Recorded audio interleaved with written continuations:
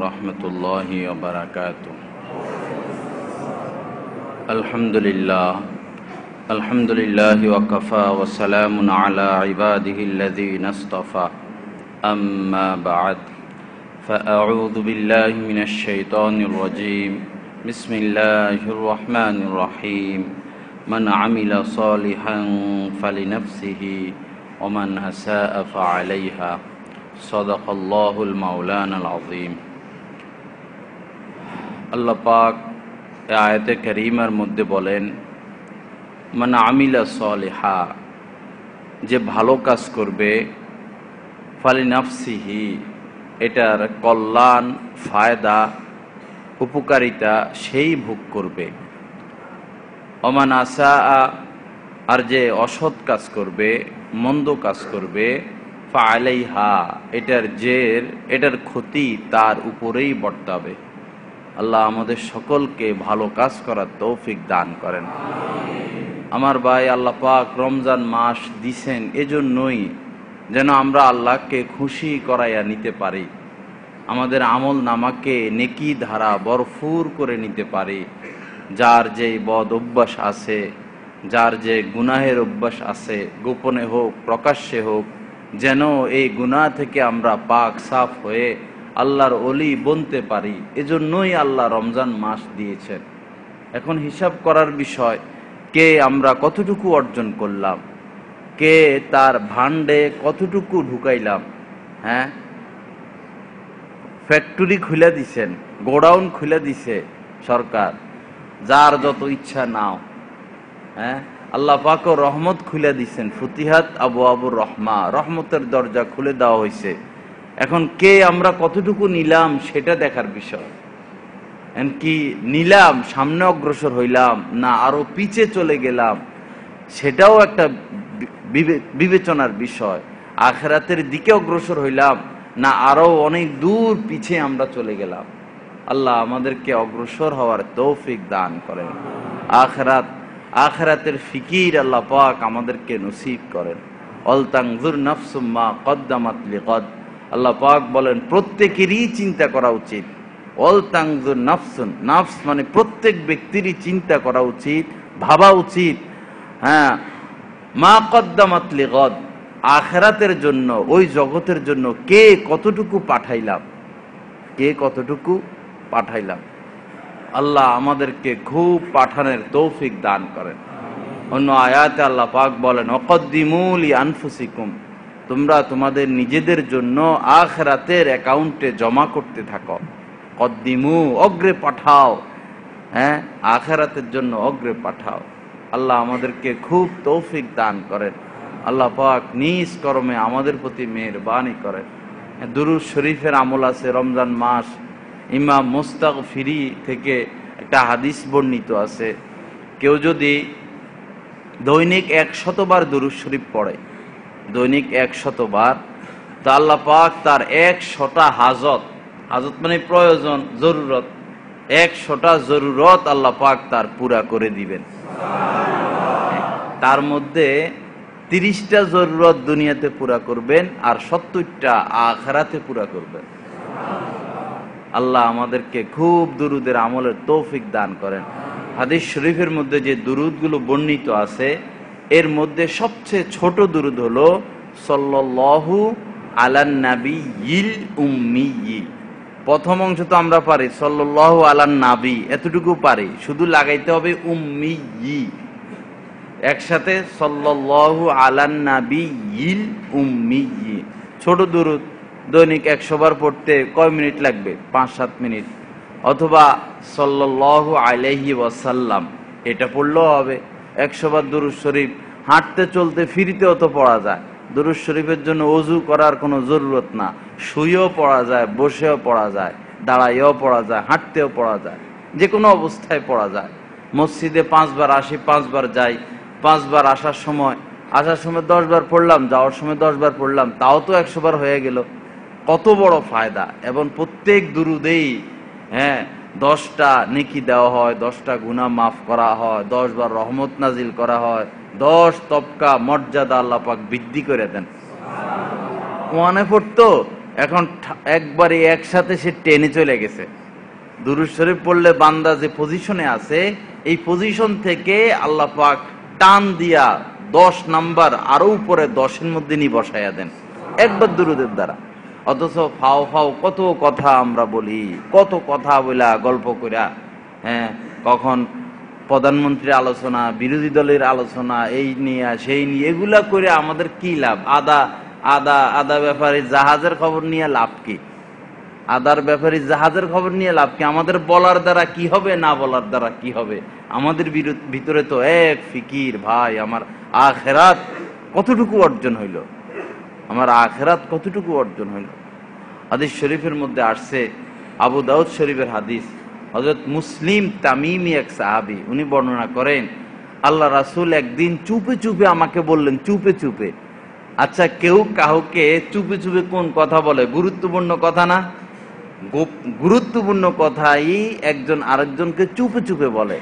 হযরত ইমাম তামিমি বললেন, আল্লাহ রাসূল আমাকে চুপে চুপে বললেন যে তুমি যদি মাগরিবের পরে 7 বার এই দোয়া পড়ো, আল্লাহুম্মা আজিরনি মিনান নার, আল্লাহুম্মা আজিরনি মিনান নার, নি টানতে হবে, আল্লাহুম্মা আজিরনি মিনান নার।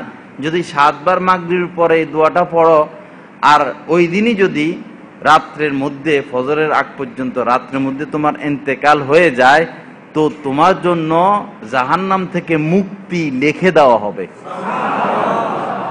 আবার যদি ফজরের পর পড়ে ফেলো 7 বার, তাহলে মাগরিব পর্যন্ত যদি ইন্তেকাল হয়, জাহান্নাম থেকে তোমার নাম কেটে দেওয়া হবে। ছোট্ট আমল, আল্লাহুম্মা আজিরনি মিনান নার। যদি এমন হইলো কোনদিন মাগরিব পড়তে বিলম্ব হইতেছে, সফরে আছি, গাড়িতে আছি, ওয়াক্ত হয়ে গেছে, তখন নামাজের আগেই পড়ে নেওয়া। বলা তো যায় না একটু পরে মরে যায় কিনা। সফরে অনেক সময় নামাজ একটু দেরিতে পড়তে হয়, আল্লাহুম্মা আজিরনি মিনান নার পড়ে নিলাম। অথবা যদি এমন হয় কোনোদিন ফজর পড়তেই পারলাম না, ঘুম থেকে জাগতে পারলাম না, তখন ঘুম থেকে জেগে এই দোয়াটা পড়ে নেওয়া। এই দোয়াটা পড়া মানে আল্লাহর পক্ষ থেকে জান্নাতের একটা সনদ নিয়ে নেওয়া, জান্নাতের সনদ নিয়ে নেওয়া। আল্লাহু আকবার। আল্লাহ আমাদেরকে আমলের জিন্দেগি নসিব করেন। হযরত ইমাম রশিদ আহমদ গাঙ্গুই রহমতুল্লাহ আলাই, যাকে 4টা মাযহাব না আমাদের, 4 মাযহাবের পরে আরেকটা মাযহাব করার প্রোগ্রাম নিয়েছিলেন ইমাম রশিদ আহমদ গাঙ্গুই রহমতুল্লাহ আলাই, যিনি দারুল উলুম দেওবন্দের এই জামানার আর কি, হযরত থানভী রহমতুল্লাহ আলাইর এই জামানার। তো পরে যেহেতু এটার অনুমতি আর নাই, এজন্য উনি 5ম মাযহাব আর করেন নাই। তো উলামায়ে কেরাম লিখছেন, যদি 5ম মাযহাব উনি করতেন, তো পৃথিবীর সমস্ত মানুষ এই মাযহাবটাই মানতেন, কারণ এটা লেটেস্ট এবং সহজ হইতো। তো এত বড় মুফতি, ফকিহুল উম্মাহ যাকে বলা হইতো, উনি শেষ বয়সে, একবারই শেষ বয়সে রমজান মাসে কি আমল করতেন, সেটা আমার বলার উদ্দেশ্য। মাগরিবের পরে তো 6 রাকাত আওয়াবিন পড়া হয়। এই আল্লাহ পাকের ওলি এই রমজানে 6-এর পরিবর্তে 20 রাকাত, এশার আগে আগে 20 রাকাত পড়ে ফেলতেন। এবং এই 20 রাকাতের মধ্যে উনি হাফেজও ছিলেন। এই 20 রাকাতের মধ্যে উনি 2 পারা কোরআন খতম করে ফেলতেন, 2 পারা। আমরা তো তারাবিতে 1 পারায় আমাদের 12টা বাজে, কি নিঃশ্বাস ফেলে শেষ হয়ে গেলাম, কি অস্থিরতা দেখাইতেছে। আহা, এই অস্থিরতা কাকে দেখাই আমরা? অল্প একটু কষ্ট আমরা সহ্য করতে পারি না, অস্থিরতা, কষ্ট। কেউ পা ধরে দাঁড়ায় বসে থাকে, কেউ পা টিপে, কি একটা উথামথাম আমরা করি। আল্লাহ আমাদেরকে হেফাজত করেন। 20 রাকাত, সে কিয়ামতের ময়দানে 50,000 বছর দাঁড়ায় থাকতে হবে, এই কথা কি মাথায় আসে না? 50,000 বছর কিয়ামতের ময়দানে দাঁড়ায় থাকতে হবে, এই কথা মাথায় থাকলে এই নামাজে দাঁড়াইলে কি আসার কথা। হ্যাঁ, আল্লাহ আমাদেরকে খুব তৌফিক দান করেন। আনতা আবুদাল্লাহ কাআন্নাকা তারা, হাদিস শরীফে আসছে, এমন ভাবে ইবাদত করো, নামাজ পড়ো, কেমন যেন তুমি চাক্ষুষ আল্লাহ পাককে দেখতেছো। ওয়া ইন লাম তাকুন তারাহু ফা ইন্নাহু ইয়ারাকা। আর যদি এই মাকাম তোমার অর্জন না হয়, তো এমন ভাবে নামাজ পড়ো আল্লাহ তোমাকে দেখতেছেন, এই অনুভূতি যেন তোমার ভিতরে কাজ করতে থাকে। আল্লাহ আমাকে দেখতেছেন, আল্লাহ আমাকে দেখতেছেন, যেন মানুষ যখন কোনো আল্লাহ ওয়ালার সোহবতে থাকতে থাকতে থাকতে থাকতে দীর্ঘদিন কোনো আল্লাহ ওয়ালার সোহবতে থাকে, তখন আল্লাহ পাক এই নিয়ামত দান করেন। অর্থাৎ এই লোক এক মুহূর্তের জন্য আল্লাহকে ভুলতে পারে না, কেমন যেন সে ভুলতেই পারে না। তার এই অনুভূতি অটোমেটিকলি দিলে জন্ম নিয়ে নেয় সোহবতের বরকতে, যে আল্লাহ আমাকে দেখতেছেন। সুবহান আল্লাহ। হযরত থানভী রহমতুল্লাহ আলাইহির খলিফা ছিলেন খাজা আজিজুল হাসান মজজুব রহমতুল্লাহ আলাই। তো হযরত থানভীর ইন্তেকালের পরে বড় বড় আলেম যারা, বিশেষ করে মুফতি শফি সাহেব রহমতুল্লাহ আলাই, যিনি মারিফুল কোরআনের লেখক, আরও এরকম বড় মাপের মুফতি মাওলানা ডক্টর আব্দুল হাই, উনারা এক মজলিসে ছিলেন। এক খাজা সাহেব বয়ান করতেছেন, উনি হোমিও ডাক্তার ছিলেন, আলেমও ছিলেন না। তো এক পর্যায়ে উনি এমন একটা কথা বললেন, সবাই হাসতেছে, খুব হাসা। মুফতি শফি সাহেব হাসতেছেন, ডাক্তার আব্দুল হাইও হাসতেছেন, সব বড় বড় বুজুর্গরা হাসতে হাসতে হাসতে হাসতে শেষ। আর ইনি হইলেন ডিসি ছিলেন ইংরেজ আমলের, উনি মিম্বরে বসা। সবার হাসা শেষ হওয়ার পরে উনি বললেন, আপনারা তো সবাই হাসছেন, বুকে হাত দিয়া বলুন, এই হাসা অবস্থায়ও কার কার অন্তরে আল্লাহ পাকের স্মরণ বিদ্যমান ছিল? হাসার মুহূর্তেও কার কার দিলে এটা জাগ্রত ছিল, আল্লাহ আমাকে দেখতেছেন, আল্লাহর স্মরণ কার কার দিলে ছিল? সবাই তো মাথা নিচু করে ফেললেন। তো আল্লাহওয়ালা যারা, এরা হাসে, এরা খায়, এরা চলাফেরা করে, গল্প সল্প করে, কিন্তু আল্লাহর সাথে তাদের একটা নেটওয়ার্ক সবসময় অব্যাহত থাকে। সব সময় আল্লাহ আমাকে দেখতেছেন। এই নেটওয়ার্ক যাদের আল্লাহ পাকের সাথে সংযোগ, এই সংযোগ যাদের অর্জন হয়ে যাবে, এই সংযোগ অর্জনের নাম হলো মাকামে ইহসান। এই সংযোগ অর্জনের নাম মাকামে ইহসান। সাহাবারা আল্লাহ রাসূলের হাতে যখনই বায়াত হইতেন কালেমা পড়ার পর, সাথে সাথে রাসূলের সোহবতের বরকতে সাহাবাদের মাকামে ইহসান অর্জন হয়ে যাইত, মাকামে ইহসান। তো এই জামানায়ও আল্লাহ ওয়ালাদের সংস্পর্শে দীর্ঘকাল থাকতে থাকতে এক পর্যায়ে মাকামে ইহসান অর্জন হয়। তো এই মাকামে ইহসান অর্জন হওয়ার পর হামেশাই একটা বান্দা যে অবস্থায় থাকুক না কেন, তার এই ধারণা হইতে থাকে, অনুভব হইতে থাকে, আল্লাহ আমাকে দেখতেছেন। অর্থাৎ থানভী রহমতুল্লাহ আলাইহি এভাবে বলতেন যে, কানে তো কোনো আওয়াজ শুনি না, কিন্তু কোনো কাজ করার আগে আল্লাহ পাক বলেন, আশরাফ আলী এই কাজ করো, আশরাফ আলী এই কাজ করো না। আল্লাহর সাথে কথা বলার জন্য কান লাগে না, আওয়াজও লাগে না, তারও লাগে না। এটা আলাদা একটা জগৎ। এই জগৎ আমরা যেরকম মায়ের পেটে থাকতে কি দুনিয়ার কোনো জগতের ব্যাপারে আমাদের কোনো খবর ছিল? তো যারা এই জগতে পৌঁছে নাই, তারা এই জগৎ সম্পর্কে কিছু বুঝবে না, পৌঁছার পরে বুঝবে। অর্থাৎ মানুষ বালেগ হয় 15-14-15 বয়সে, রুও বালেগ হয়, দেহ বালেগ হয় 14-15 বয়সে, মানুষের রুহও বালেগ হয়। যারা আল্লাহর ওলি হয়ে যায়, অর্থাৎ আল্লাহর সাথে সংযোগ কায়েম হয়ে যায়, তারা রুহের জগতে বালেগ হয়ে গেল। আর যারা এখনো আল্লাহর ওলি হইতে পারে নাই, সংযোগ কায়েম হয় নাই, তারা এখনো রুহের জগতে, রুহের দিক থেকে তারা এখনো না বালেগ। আমরা তো অধিকাংশ মানুষ না বালেকে রয়ে গেছি রুহের দিক থেকে। আল্লাহ আমাদেরকে বালেগ হওয়ার তৌফিক দান করেন। আল্লাহ পাক এই রমজানে অনেক কিছু অর্জনের তৌফিক দান করেন। আমার শায়েখের কবিতা আছে অনেক। এক কবিতার মধ্যে হযরত বলছেন যে, সেজদার মধ্যেই আমরা জান্নাতের মজা, সেজদার মধ্যেই আল্লাহ পাক আমাদেরকে জান্নাতের মজা দিয়ে দিছেন। সেজদার মধ্যে আমাদেরকে আল্লাহ পাক জান্নাতের মজা দিয়ে দিছেন। আমরা সেজদা দিই, মন আমাদের কোথায়? রুকু দেই, মন আমাদের কোথায়? একজন মানুষের যদি এই দৃঢ় বিশ্বাস হয়, হাদিসে আছে, বান্দা সেজদা করে আল্লাহ পাকের কুদরতি পায়ের উপরে। এখন যদি সেজদা দেওয়ার সময় আমাদের এই বিশ্বাস থাকে, আমি তো আল্লাহর কুদরতি পায়ের উপরেই সেজদা দিচ্ছি, কেমন যেন গুয়াকে, তো এই বান্দার মন কি এই দিক সেদিক যাইতে পারে? এই বান্দা কি মশা মারতে পারে? এই বান্দা কি শরীর চুলকাইতে পারে? সে তো আল্লাহর কদমের উপর সেজদা দিতেছে, রুকু দিচ্ছি আল্লাহর সামনে, আল্লাহ পাকের সামনে রুকু দিচ্ছি, দোয়া মুনাজাত দিচ্ছি, আল্লাহ পাকের কাছে ভিক্ষা চাইতেছি, আল্লাহ আমার সামনে, আল্লাহর কাছে চাইতেছি। জজের সামনে দাঁড়াইয়া কেউ কি এদিক সেদিক তাকায়? ভয়ে কাঁপতে থাকে। হ্যাঁ, মন্ত্রীর সামনে দাঁড়াইয়া তো কেউ এদিক সেদিক তাকাইতে পারে না, মন অন্যদিকেও যায় না। প্রধানমন্ত্রীর সামনে কিছু চাওয়ার সময় প্রধানমন্ত্রীর দিকে নজরও থাকে, কানও প্রধানমন্ত্রীর দিকে থাকে, দিলও প্রধানমন্ত্রীর দিকে থাকে। আমার বন্ধু, নামাজ দোয়া মুনাজাত তো আমরা আল্লাহর কাছে চাইতেছি, ওই সময় আমাদের মন কোথায় থাকে? হ্যাঁ, নামাজে তো আমরা আল্লাহর সামনে দাঁড়াইতেছি। যদি এই দৃঢ় বিশ্বাস আমাদের অন্তরে জন্মায়, তখন তো মন এদিক সেদিক যাওয়ার আর কোনো সুযোগ থাকে না।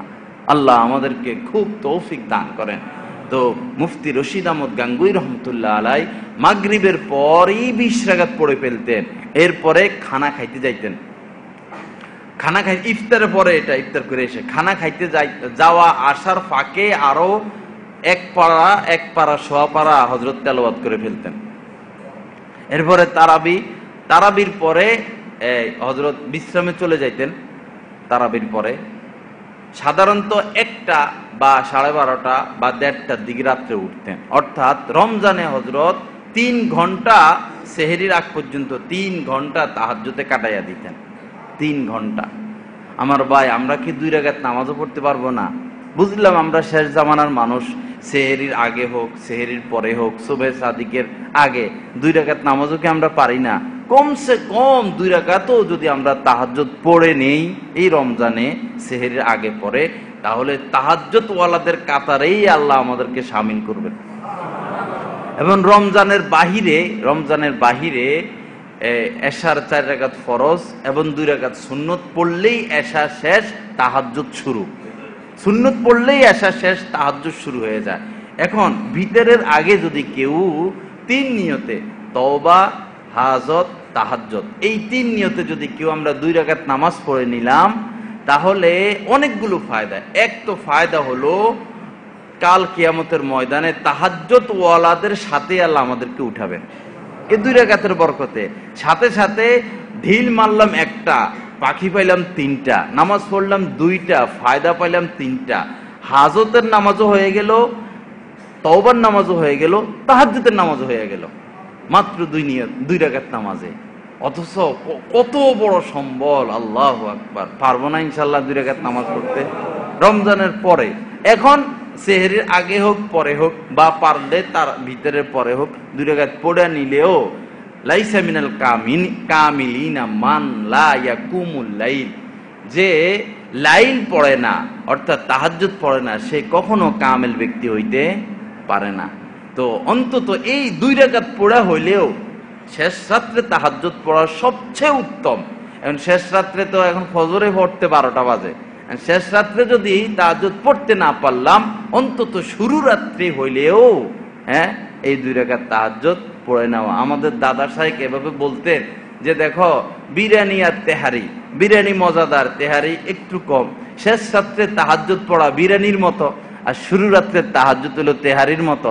এখন আমার পকেটে এত টাকা নাই যে আমি বিরিয়ানি খাবো, তো অন্তত তেহারিটা হইলেও খাইয়া নি, অন্তত শুরু রাত্রে 2 রাকাত হইলেও যদি পড়ে নি, তাও তাহাজ্জুদের ফায়দা আল্লাহ পাক আমাদেরকে দিয়ে দিবেন। তো হযরত রশিদ আহমদ গাঙ্গুই রহমতুল্লাহ আলাই এরপরে সেহরি খাইতেন। সেহরি খাইয়া ফজর পড়তেন। ফজরের পরে 8টা 8:30 পর্যন্ত, আমরা তো ফজরে ইমাম সাহেব কেরাত লম্বা করলে মেজাজ খারাপ হয়, ফজরের পরে আমরা ঘুমাই যাই সাধারণত। হযরত না ঘুমাইয়া 8টা 8:30 পর্যন্ত জিকির ওজিফা মোরাকাবায় কাটাইয়া দিতেন। শেষ বয়সের কথা এগুলো। এরপরে ডাক পিউন আসতো, এশরাক পড়তেন। এশরাকের পরে একটু গড়াগড়ি করতেন, এই ফাঁকে ডাক পিউন আসতো। ডাক পিউনের কাছে উনার অনেক চিঠি আসতো, মুরিদরা চিঠি দিতেন, এটা জবাব লিখতেন। অনেকে ফতুয়া চাইতো, ফতুয়ার জবাব দিতেন। এরপরে চাষতেন, নামাজ পড়ে একটু বিশ্রাম করতেন, অল্প একটু। এরপরে জোহরের পরে হযরত দরজা বন্ধ করে দিতেন, রুমের দরজা বন্ধ করে দিয়ে আসর পর্যন্ত টানা তেলাওয়াত করতে থাকতেন, আসর পর্যন্ত। আল্লাহ আমাদেরকে এই মোবারকময় জীবন নসিব করেন। বাবা, অর্থ তো কামাইতেছি আমরা, সুখ কোথায়? অর্থ সবার ফ্যাক্টরি, মেল কারখানা, গাড়ি বাড়ি, চাকরি বাকরি, এই নিয়ে ব্যস্ত থাকি। এই ব্যস্ততা তো আমাদেরকে সুখ দিল না, এই ব্যস্ততা তো আমাদেরকে সুখ দিল না, শান্তি দিল না। তো একবার এই জগতে প্রবেশ করে অন্তত দেখি, ইসলামের জগতে অন্তত একবার প্রবেশ করে দেখি এখানে সুখ আছে কিনা, একটু তালাশ করে দেখি সুখ আছে কিনা, শান্তি আছে কিনা। আলা বিযিকরিল্লাহি তাতমাইন্নুল কুলুব, আল্লাহ পাক তো বলে দিয়েছেন, কেবলই আল্লাহ পাকের জিকির, আনুগত্যের মধ্যেই রয়েছে অন্তরের প্রশান্তি। হ্যাঁ, অন্তরের প্রশান্তি। এই ছাড়া যত পথ আমরা অবলম্বন করব, আমার ভাই শান্তি আসবে না। মনে করি যে 6 তলা বাড়ি বানাইতে পারলে শান্তি আসবে, কোথায়? তখন তো পেরেশানি আরো বাড়ে। আরো 6 তলা যদি বানাইতে পারতাম, গাড়ির মালিক হলে শান্তি আসবে, আরো পেরেশানি বাড়ে। ঋণগুলো পরিশোধ হলে শান্তি পাইতাম, আরো ঋণ বাড়ে। ঋণ পরিশোধের পরে আরো নতুন সমস্যা সৃষ্টি হয়। অনেকে ভাবে মেয়েটারে বিবাহ দেওয়ার পরে গ্যাঞ্জাম শেষ হবে, ইবাদত শুরু করবো। বিবাহ দেওয়ার পরে আগুন আরো বাড়তে থাকে, বিবাহ দেওয়ার পরে জ্বালা আরো বাড়তে থাকে। বিবাহ শাদীর মধ্যে স্বামী স্ত্রীর দাম্পত্য জীবনের মধ্যে উসুল মূলনীতি আল্লাহ পাক বলে দিচ্ছেন, স্বামী স্ত্রীর জীবন সুখময় হবে যদি দোনোজনের মধ্যে ইত্তাকুল্লাহ থাকে, আল্লাহর ভয় থাকে। আল্লাহর ভয় দোনোজনের মধ্যে থাকলে অবশ্যই এই ঘর সংসার শান্তিতে চলতে থাকবে। আর যদি ইত্তাকুল্লাহ না থাকে, তো 1000 স্বর্ণের খাটও যদি মেয়েকে আমি বানাইয়া দেই, আমার মেয়ে শান্তি পাবে না। স্বর্ণের খাটও যদি বানাইয়া দিই, হীরা মুক্তা দিয়েও যদি, টাইলস না দিয়ে যদি হীরা দিয়া টাইলস করে দিই মেয়ের সুখের জন্য, সুখ আসবে না। কারণ আমাদের সন্তানদের ব্রেন ওয়াশ হয়ে যাচ্ছে, বর্তমানে ব্রেন ওয়াশ হয়ে যাচ্ছে। ভার্সিটিতে যায় নাস্তিক হয়ে যায়। ব্রিটিশরা তো চলে গেছে দেশ থেকে, কিন্তু তাদের কার্যক্রম সব রেখে গেছে। বিচার বিভাগ তাদের কার্যক্রম, বড় বড় নাস্তিক বসায় গেছে ভার্সিটিগুলোতে। এরা ছাত্রদেরকে এমন দূরের থেকে টোকা মারে, টোকা মারতে মারতে ছাত্ররা এক পর্যায়ে নাস্তিক হয়ে যায়। অধিকাংশ ছাত্র পোলাপাইন নাস্তিক মন ভাব, আল্লাহ আছে কি নাই, নামাজ পড়ে অনেকে, কিন্তু ওই শিক্ষক যেটা ঢুকাই দিছে মাথায় সেটা আর বাইর হয় না। আমরা ছেলে মেয়েকে কত কষ্ট করে পড়ালেখা করাই। সিলেবাস এখন শিক্ষার কি আছে? বর্তমান সিলেবাসে শিক্ষার কি আছে? নৈতিক শিক্ষা কি আছে? জ্ঞান কি আছে? অভিজ্ঞতা কি আছে? A+B হোল স্কয়ার পড়লে মানুষের চরিত্র কতটুকু সংশোধন হবে? হ্যাঁ, অর্থনীতি পড়লে চরিত্র কতটুকু সংশোধন হবে? বাংলা সাহিত্য পড়লে চরিত্র কতটুকু সংশোধন হবে? ইংরেজি শিখলে চরিত্র কতটুকু সংশোধন হবে? হ্যাঁ, ফিজিক্স কেমিস্ট্রি বায়োলজি পড়লে চরিত্র কতটুকু সংশোধন হবে? শিক্ষার উদ্দেশ্য তো হলো চরিত্র সংশোধন করা। শিক্ষার উদ্দেশ্য হলো মানুষের মতো হওয়া। শিক্ষার উদ্দেশ্য হলো মানুষের মধ্যে মনুষ্যত্ব বোধ জাগ্রত হওয়া। মনুষ্যত্ব বোধ জাগ্রত হওয়ার জন্যই এই শিক্ষা। কিন্তু এই আমাদের বর্তমান সিলেবাসে কোন সিলেবাসটা, কোন বইটা এরকম আছে যেটা পড়ার দ্বারা মানুষের মধ্যে মনুষ্যত্ব বোধ জন্ম নিবে? অথচ এই শিক্ষা দেওয়ার জন্য দিন রাত আমাদের পরিশ্রম। এই শিক্ষায় কেউ A+ পাইলে, গোল্ডেন পাইলে আমাদের মাথা গরম হয়ে যায়, কি আনন্দের হিল্লোল আমাদের জীবনে বয়ে আসে। অথচ তার চরিত্র কত নষ্ট হয়ে যাচ্ছে। হ্যাঁ, অশ্লীলতা ছাড়া তো তাদের মাথায় কিছুই নাই। প্রেম ভালোবাসা ছাড়া ছেলে মেয়েরা কিছুই বুঝে না, শুধুই প্রেম প্রেম প্রেম ভালোবাসা, সম্পর্ক, কে কারে চয়েস করে, কার কাছে কারে ভালো লাগে, কার কাছে কোন নায়ক ভালো লাগে, কার কাছে কোন খেলোয়াড় ভালো লাগে, কার কাছে কোন গায়ক ভালো লাগে। এই আলোচনা ছাড়া বিকল্প আলোচনা আমাদের সন্তানদের মাথায় নাই। হ্যাঁ, এরা কি, এদের অন্তরে মা বাবার মর্যাদা কতটুকু ঢুকবে, কতটুকু মা বাবার প্রতি তারা খেয়াল রাখবে? খেয়াল রাখবে কোথায় থেকে? তাদের মধ্যে তো সেই কলমের পেশ নাই। এটা তো বাংলাদেশের মাদ্রাসার সিলেবাস গুলো, আলিয়ার সিলেবাসটা আমেরিকার ইউরোপে বসে লেখে। বাইতুল মুকাররমের খতিব কে হবে এটা আমেরিকা থেকে নির্ধারণ হয়। এটা বাংলাদেশের ক্ষমতা নাই কেউ বাইতুল মুকাররমের খতিব নির্ধারণ করা। এই সিলেবাস গুলো বাংলাদেশে তৈরি হয় না, অনেক দূর তৈরি হয়, এরপরে এই দেশে আসে। আল্লাহ আমাদেরকে হেফাজত করে। সারা দুনিয়ার সকলেই একমত হয়ে গেছে মুসলমানদেরকে শেষ করার জন্য, মুসলমানকে ধ্বংস করার জন্য। কিন্তু মুসলমান এই কথা বুঝে না, নিজেরা নিজেদের মাথা ফিটাইতেছে, নিজেরা শেষ হয়ে যাচ্ছে। আল্লাহ আমাদেরকে ফিরে দেখার তৌফিক দান করেন, আমলের জিন্দেগি নসিব করেন। এজন্য বাবা, বেশি সময় নাই। কখন হায়াত শেষ হয়ে যায়, হ্যাঁ, কখন হায়াত শেষ হয়ে যায়, আর তো সব শেষ। হায়াত শেষ মানে সব শেষ। আমার সন্তান উকি দেওয়ার সুযোগও পাবে না। যে ব্যস্ততার জীবন আসতেছে, সন্তানেরা উকি দেওয়ার সুযোগও পাবে না কবরে যাইয়া। এজন্য নিজের গাঁটটি নিজে বাইন্দানি, আর গাঁটটি বাঁধার সুযোগ হবে না। হ্যাঁ, নিজের গাঁটটি, ওয়ালা তাজিরু ওয়াজিরাতুন উযরা উখরা, কিয়ামতের ময়দানে কেউ কাহারো পাপের ভার বহন করবে না। কেউ কাহারো পাপের ভার বহন করবে না, কেউ না, সবাই পর হয়ে যাবে। আল্লাহ আমাদেরকে হেফাজত করেন। যাই হোক বাবা, রমজান মাস, এখন বড় একটা আমল হলো যাকাত। বড় একটা আমল হইল যাকাত। হ্যাঁ, আকিমিস সালাতা ওয়া আতুজ যাকাত, নামাজ কায়েম করো, যাকাত প্রদান করো। বেশিরভাগ জায়গায় যেখানে আল্লাহ পাক নামাজের কথা বলছেন, পাশেই যাকাতের কথা বলে দিয়েছেন। ইসলামের 5টা স্তম্ভ, প্রথমে হইল কালেমা, দ্বিতীয় হইল নামাজ, তৃতীয় কি? রোজা। কালেমা, নামাজ, রোজা, হজ, জাকাত। বাংলা বইতে তো এইভাবে লেখা, জাকাতরে 5 নম্বরে নিয়ে রাখছে, কালেমা, নামাজ, রোজা, হজ, জাকাত। অথচ হাদিসে যেটা আসছে, জাকাত হইল 3 নম্বরে, নামাজের পরেই জাকাত। জাকাতটা 3 নম্বরে। কোরআন শরীফের শুরু দিয়ে আল্লাহ পাক বলছেন, আলিফ লাম মিম যালিকাল কিতাব লা রাইবা ফি, এই কিতাবে কোনো সন্দেহ নাই, হুদাল লিল মুত্তাকিন, এটা হচ্ছে মুত্তাকিদের হেদায়েতের আলোক বর্তিকা। হ্যাঁ, আল্লাযীনা ইউমিনুনা বিল গায়ব, মুত্তাকি যারা না দেখে বিশ্বাস করে আল্লাহকে। হ্যাঁ, না দেখে বিশ্বাস করে। আল্লাযীনা ইউমিনুনা বিল গায়ব ওয়া ইউকিমুনাস সালাতা, যারা নামাজ কায়েম করে। অমিম্মা রাযাকনাহুম, এবং আমি তাদেরকে যে রিজিক দিয়েছি। অমিম্মা রাযাকনাহুম, আমি তাদেরকে যে রিজিক দিয়েছি। অমিম্মা রাযাকনাহুম ইউনফিকুন, এই রিজিক থেকে তারা খরচ করে। মুত্তাকিদের পরিচয় আল্লাহ দিতেছেন, এই রিজিক থেকে তারা খরচ করে। তোমার পকেটেটা খরচ করতে আল্লাহ বলে নাই। আল্লাহ তোমাকে যেটা দিছেন সেটা থেকেই তুমি যাকাত প্রদান করো। আল্লাহ তোমাকে যেটা দিছেন সেটা থেকে দান সদকা করে আখিরাতে জান্নাতে কিছু বিল্ডিং বানাও, জান্নাতে কিছু ঘর বাড়ি তৈরি করো।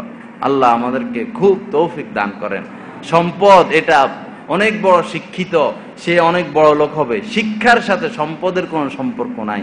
সে অনেক চালাক, এ কারণে সে সম্পদের মালিক হবে না। আপনারা খুঁজে দেখেন, সমাজে যারা বেশি সম্পদের মালিক, এরা কি বেশি শিক্ষিত না বেশি মূর্খ? আমাদের এলাকায় আমি দেখলাম যতগুলো লাখপতি কোটিপতি আছে, একটাও শিক্ষিত না। অনেক মানুষ আছে নামও লিখতে পারে না, কিন্তু 1000 কোটি টাকার মালিক। সম্পদের সাথে শিক্ষার সম্পর্ক নাই, সম্পদের সাথে জ্ঞান আর বুদ্ধির সম্পর্ক নাই। আল্লাহ যাকে নসিব করেন, আল্লাহ যাকে দান করেন, আল্লাহ তাকে দান করেনি, এটা আল্লাহর ব্যাপার। এজন্য আল্লাহ দিয়েও দেখেন, নিয়েও দেখেন। যাদেরকে আল্লাহ তৌফিক দিছেন, দয়া করে আমরা সাহসিকতার সাথে ইনশাআল্লাহ আমরা এবার যাকাত দিয়ে দিব না। যাকাত যেটা, সেটা হইল সাহসিকতার বিষয়। যাকাত কারা দিতে পারবে? যারা সাহসী মুমিন, যারা সাহসী মুসলিম, সাহসী মুমিন, তাদের দ্বারা যাকাত দেওয়া সম্ভব। আর যারা ভীরু কাপুরুষ, এদের যাকাত যদি 1000 টাকাও আসে, এরা 1000 টাকাও দিতে পারবে না। কাপুরুষ তো, শিয়াল কখনো দিনের বেলা বাইর হয়? শিয়ালকে বাইরে হইতে দেখছেন? দিনের বেলা শিয়াল বাইর হয় কেন? এটা তো শিয়াল। যারা শিয়াল মার্কা ইমানদার, এদের যাকাত 500 টাকা হইলো, ওই জালেমরা 500 টাকাও দিতে পারবে না। আর যারা সিংহ মার্কা মুমিন, যারা সিংহ মার্কা মুমিন, যারা সিংহের মতো গর্জন তর্জন মেরে উঠে, কোন গুনাহের কাজ দেখলে সিংহ যেরকম হরিণকে দেখলে গর্জন মারে, মুমিনরা গুনাহের কাজ দেখলে এরকম গর্জন ছাড়া উঠে, গর্জন মেরে উঠে। বাদশাকেও তারা তখন পরোয়া করে না। যারা মুমিন, সিংহ মার্কা মুমিন, তাদেরই কাজ হচ্ছে যাকাত দেওয়া, তাদেরই কাজ হচ্ছে যাকাত দেওয়া। হযরতে মূসা আলাইহিস সালামের জামানায় গরিব মানুষ, অসহায় গরিব, না খাওয়ার মতো, সে মূসা আলাইহিস সালাম আল্লাহর কাছে যাচ্ছেন তুর পাহাড়ে, বললেন যে আল্লাহ পাকের কাছে একটা অনুরোধ করবেন, আমি বহুত কষ্টে আছি, আমার যা রিজিক আছে আল্লাহ যেন একসাথে দিয়া দেয়। ওই জামানায় অনেক উল্টা সিধা উম্মত ছিল আর কি, অনেক উল্টা পাল্টা প্রশ্ন করতো তারা।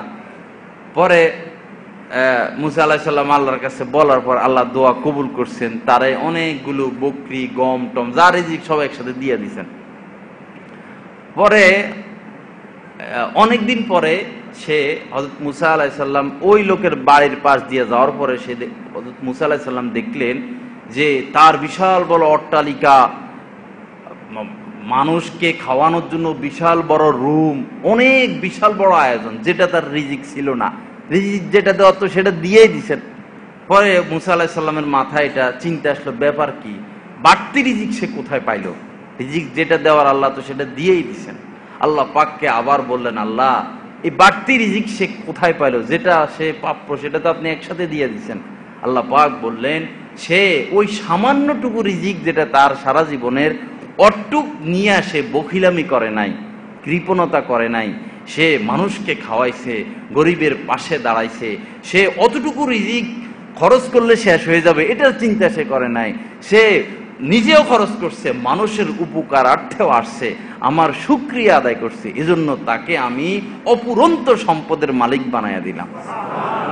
অফুরন্ত সম্পদের মালিক। আমার বন্ধু, জাকাত দিলে কখনো সম্পদ কমবে না, এই একই আমাদের রাখতে হবে। ইন্না সাদাকাতা লা ইউতফিউ গাযাবা রব্বি, আল্লাহ পাক, আল্লাহ রাসূল বলেন যে নিশ্চয়ই দান সদকা আল্লাহ পাকের রাগকে প্রশমিত করে দেয়, ঠান্ডা করে দেয়।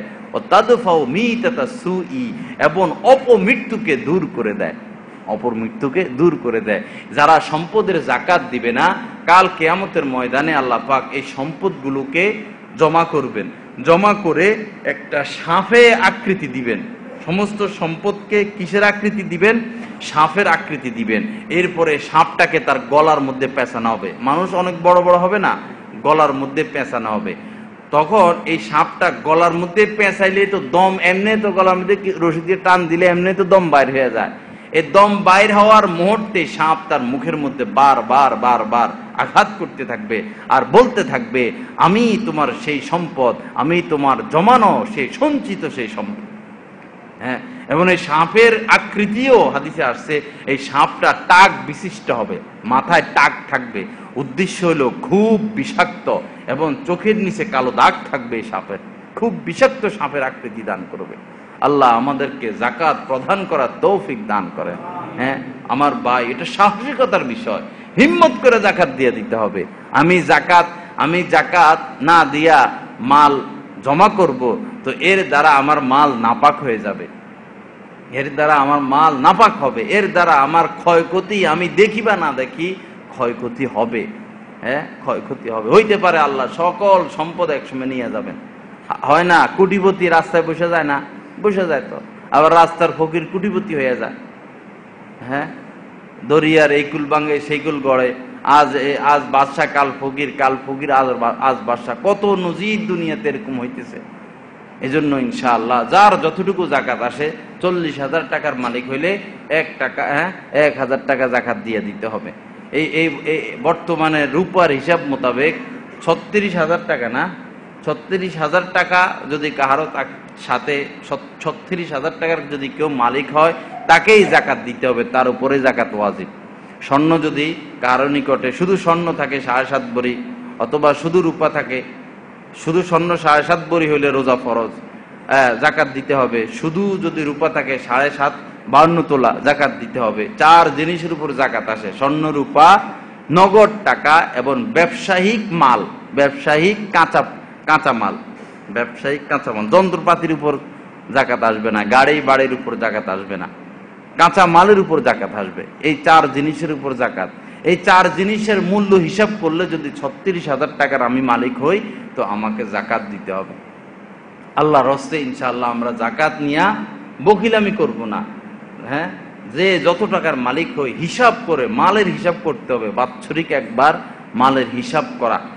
বছরের শুরুতে আমি 2 লাখ টাকার মালিক ছিলাম, এখন 2 লাখ টাকার হিসাবে জাকাত দিব না। বছরের শুরুটা না, শেষে এসে আমি কয় লাখ টাকার মালিক হইলাম। শেষে যদি আমি 5 লাখ টাকার মালিক হয়ে গেলাম, 5 লাখ টাকারই জাকাত দিতে হবে। শেষে আইসা মানে রমজান মাসে শেষে আইসা যদি আমি শুধু 50,000 টাকার মালিক, বছরের শুরুতে ছিলাম 2 লাখ টাকা, 2 লাখ টাকার হিসাব বাদ, এখন 50,000 টাকার মালিক, এখন 50,000 টাকার হিসাব করে জাকাত দিতে হবে। শেষেরটা ধর্তব্য, শেষেরটা ধর্তব্য। আল্লাহ আমাদেরকে খুব জাকাত প্রদানের তৌফিক দান করেন। আমার বাবা, এই জাকাত নিয়ে আল্লাহর হস্তে কেউ বখিলামি না করি। এটা আমার সম্পদ না, এটা গরিবের সম্পদ। জাকাত ইবাদত, যেরকম নামাজ এটা আল্লাহর হক, রোজা আল্লাহর হক, হ্যাঁ, তারপরে হজ আল্লাহর হক, আল্লাহ চাইলে মাফ করে দিতে পারেন। হ্যাঁ, কিন্তু জাকাত আল্লাহর হক, বান্দারও হক। জাকাত সমান নয়, জাকাত এটা আল্লাহর হক, বান্দার হক। এবং সদকায়ে ফিতির এই বছর নিম্নে 65 টাকা ধরা হয়েছে, ঊর্ধ্বে আমরা যে যত পারি, নিম্নে 65 টাকা। এটা ঈদের দিন, ঈদের নামাজের আগে, ফজরের পর থেকে ঈদের নামাজের আগে উত্তম হলো দিয়ে দেওয়া। এর আগে পরেও দেওয়া যায়, উত্তম এই টাইমটা প্রত্যেকেই 65 টাকা করে কাউকে না কাউকে গরিব মানুষকে সদকা দিয়ে দেওয়া। গরিবরাও যাদের উপর সদকা ওয়াজিব না, জাকাত ওয়াজিব হয় নাই কিন্তু মোটামুটি চলে, তাদেরকেও সদকায়ে ফিতর দিতে হয়। নাবালেগ বাচ্চা যারা, নাবালেগ বাচ্চার সদকায়ে ফিতর পিতাকে দিতে হবে। নাবালেগ বাচ্চার সদকায়ে ফিতর পিতাকে দিতে হবে।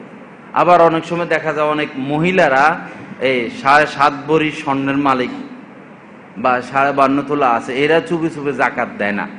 স্বামী তো জাকাত দিতেছে, স্বামীর জাকাত স্বামী দিবে, স্ত্রীর জাকাত স্ত্রী দিবে। স্ত্রীর যদি নিজে স্বর্ণের মালিক হয়, বাপের বাড়ির থেকে হোক স্বামীর বাড়ির থেকে হোক, এই স্বর্ণের মালিক যদি সেই হয়, তার জাকাত তাকে দিতে হবে, তার জাকাত তাকে দিতে হবে। যদি কিছু স্বর্ণ থাকে কিছু রূপা থাকে এই কোনো মহিলার, এখন কি করবে?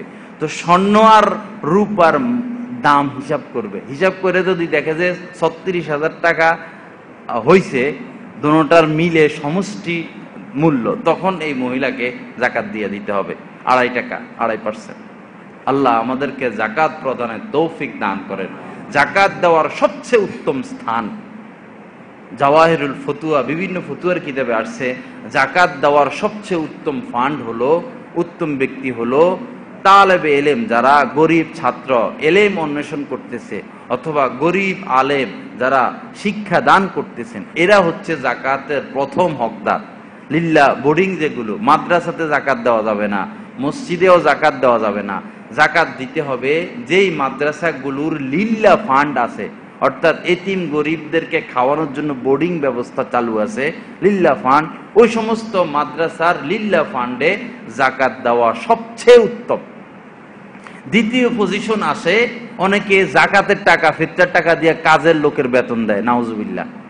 জাকাতের টাকা দিয়ে কাজের লোকের, জাকাতের টাকা দিয়ে কাজের লোকের বেতন দিলে তো জাকাত আদায় হবে না, ফিতরা আদায় হবে না। জাকাত জাকাত, কাজের লোকের বেতন বেতন। আপনি এমনি তাকে জাকাতের টাকা দিলেন, বেতন দেওয়ার পর এমনি কিছু জাকাতের টাকা, সদকার টাকা সেটা দেওয়া যাবে, কিন্তু বেতন এখান থেকে কাটা যাবে না, তাহলে জাকাত আদায় হবে না। শুধু পয়সা বাঁচানোর ধান্দা আর কি আমাদের, পয়সা বাঁচানোর ধান্দা। আল্লাহ হেফাজত কর।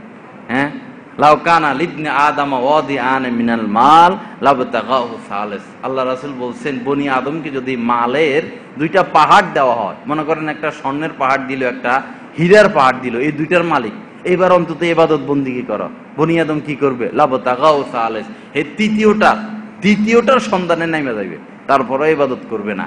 মন, দিলটা এরকম। এখন দিলকে কন্ট্রোল করে আল কাইসু মান দানা নাফসাহু ওয়া আমিলা লিমা বাদাল মাউত। আল্লাহ রাসূল বলছেন, সবচেয়ে জ্ঞানী ব্যক্তি কে? আল কাইস, সবচেয়ে জ্ঞানী ব্যক্তি সে যে মান আল কাইসু মান দানা নাফসাহু, যে নিজের নফসকে কন্ট্রোল করে। মনে তো অনেক কিছু চাইবে, কিন্তু মনের গলা টিপে ধরে রাখে, না গুনার কাজ তোরে করতে দিব না। যে নফসকে কন্ট্রোল করে এবং মৃত্যুর পরবর্তী জীবনের জন্য আমল করে, সেই হচ্ছে জ্ঞানী ব্যক্তি। আল্লাহ আমাদের সকলকে নিজ করমে এই জাকাত এবং এই ফিতরা এবং ঈদের কেনাকাটা সবার সাধ্য অনুযায়ী বাচ্চা কাচ্চা সকলকে একটু নতুন পোশাক দেওয়ার চেষ্টা করা।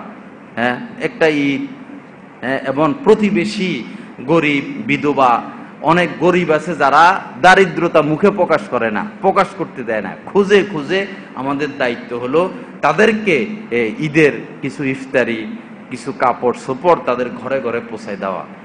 এদের হাতে যখন আপনার হাদিয়াটা পুষবে, এদের চোখে পানি চলে আসবে, এদের চোখে পানি চলে আসবে। ওই দোয়া আপনাকে অনেক উপরে নিয়ে যাবে। খুঁজে খুঁজে গরিব মানুষের ঘরে ঘরে আমাদের দায়িত্ব এগুলো পৌঁছে দেওয়া। তো ঈদের কেনাকাটার মধ্যে সর্বপ্রথম আমাদের দায়িত্ব হলো, যদি মা বাবা জীবিত থাকে, মা বাবার জন্য আগে কাপড় চোপড় কিনা, সর্বপ্রথম মা বাবার জন্য কিনা, এবং সবচেয়ে উন্নত সবচেয়ে দামিটা মায়ের জন্য, এরপরে বাবার জন্য, এরপরে আমি আমার ছেলে মেয়ে। খবরদার এই ভুল করবেন না যে স্ত্রীর জন্য দামিটা কিনলাম আর মায়ের জন্য কম দামি, এই কাজ করবেন না। সন্তানের জন্য দামিটা কিনলাম আর মায়ের জন্য, বাপের জন্য কম দামি, এই ভুল খবরদার করবেন না। আপনি শাড়ি কিনলেন, 2টা কাপড় কিনলেন, মাকে মায়েরটা দিলেন, বউকে বউয়েরটা দিলেন, এখন মা অটোমেটিকলি বউয়ের কাপড়ের দিকে এমনি চোখ ঘুরে তাকাইবে। চোখ ঘুরে তাকায় যদি দেখে বউয়ের কাপড় সুন্দর বেশি, দামি বেশি, আর মায়ের কাপড় অনুন্নত কম দামি, মানুষ হিসেবে কি সেটা বুঝবে না? বুঝবে।